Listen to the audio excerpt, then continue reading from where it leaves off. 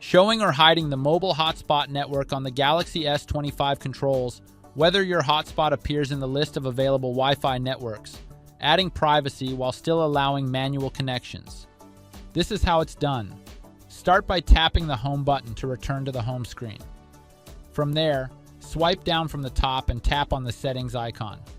Once inside settings, scroll down and select connections. Next, tap on mobile hotspot and tethering, then select mobile hotspot at the top. Tap on the network name to configure its settings. In the next menu, scroll down a bit and tap on advanced. Then scroll down to find the hidden network option. Toggle the switch to turn this feature on. Once enabled, your hotspot will no longer be visible in the list of available Wi-Fi networks.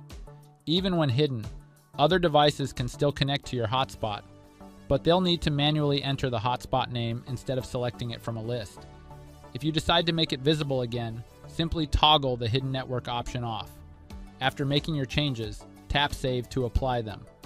Finally, tap the Home button to return to the home screen. And that's it.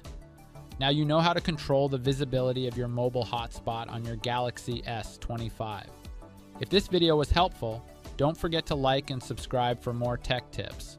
Thanks for watching.